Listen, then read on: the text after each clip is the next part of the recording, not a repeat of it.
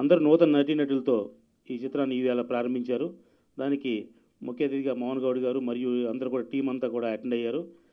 మరో ముఖ్య విషయం ఏంటంటే ఈవేళ చలనచిత్ర సీమ బ్రతికేది 90% చిన్న సినిమాల మీదే.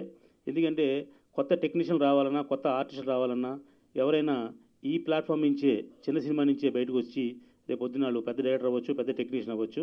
కాబట్టి చిన్న సినిమాలను ఎంకరేజ్ చేయడం కోసం ఈరోజు ఈ కార్యక్రమానికి ఇచ్చేసాం.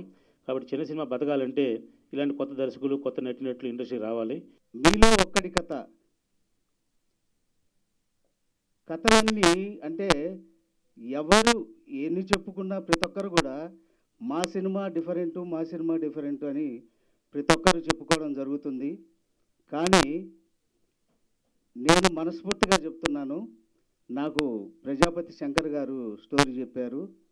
చెప్పిన తర్వాత ఇది ఖచ్చితంగా రెగ్యులర్ స్టోరీ కాకుండా ఒక డిఫరెంట్ స్టోరీ అని మాత్రం.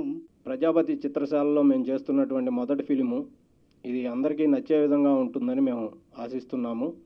ఇది మొత్తం కంప్లీట్గా నూతన నటీనటులతో, అదేవిధంగా కొత్త టెక్నీషియన్స్తో మేము ఈ సినిమాని ఎక్కడ కమర్షియల్ ఎలిమెంట్ తగ్గకుండా మంచి సినిమాగా తీస్తామని మీకు మేము మాటిస్తున్నాము.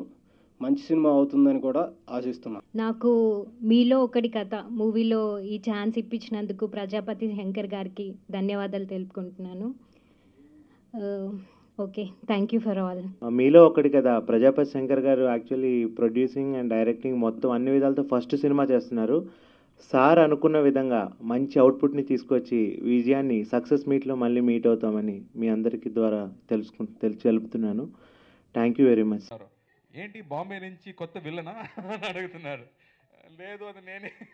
మళ్ళీ నేను చెప్తున్నాను, అది నేనే. సో అలాంటి ఒక ట్రాన్స్ఫర్మేషన్ చేయడానికి నాకు పెద్ద ఛాన్స్ ఇచ్చాడు.